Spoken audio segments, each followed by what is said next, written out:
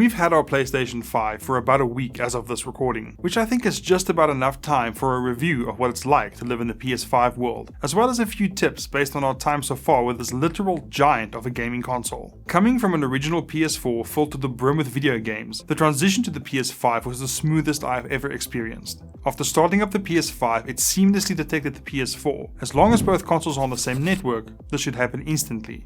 After simply holding the PS4 button for a second once prompted, all of the user data and save data was transferred to the new console.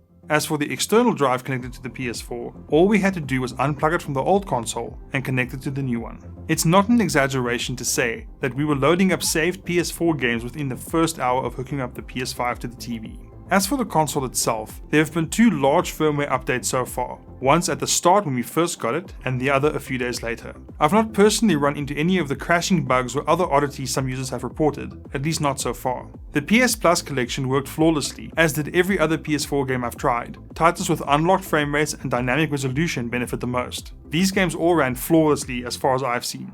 Two of the titles I own, Borderlands 3 and Man-Eater, were eligible for an upgrade to the PS5 version for free. That was as easy as going to the PS5 Game Hub for each title and clicking the upgrade button. Once the PS5 version of the game was downloaded, I was good to go. So a good tip is to check if any of the PS4 games you own are eligible. They'll have an indicator on their icon in the game library if this is the case. Do note that the PS4 version of the game was not deleted from our console and lived side by side with the upgrade. I deleted the PS4 version to save space, something you might want to do as well. Just keep in mind that you can only keep the PS5 version of the game on the internal SSD. Only PS4 games can be played directly from an external hard drive. The PS5 can only support one external hard drive at a time, so you may have to choose between a large but slow mechanical drive or a smaller but fast USB SSD. PS4 games do benefit from being on the internal SSD or USB SSD, but the degree of benefit varies by title. It's worth having a game like Assassin's Creed Origins or Red Dead Redemption 2 on the internal SSD or external SSD, but racing games or games that don't load large amounts of data into RAM aren't usually prime candidates for taking up space on your internal SSD.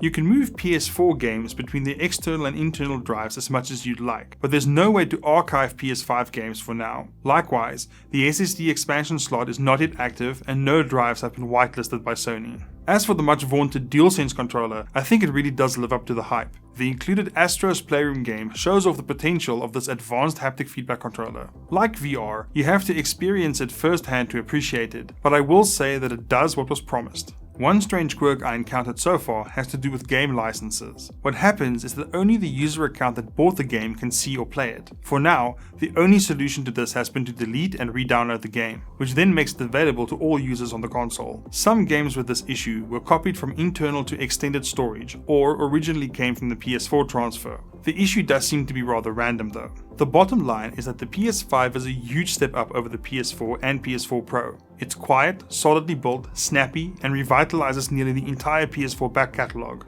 I'd recommend it as a drop-in replacement for any current PS4 owner. Apart from a small handful of incompatible titles, there just seems to be no downside. See you next time, guys.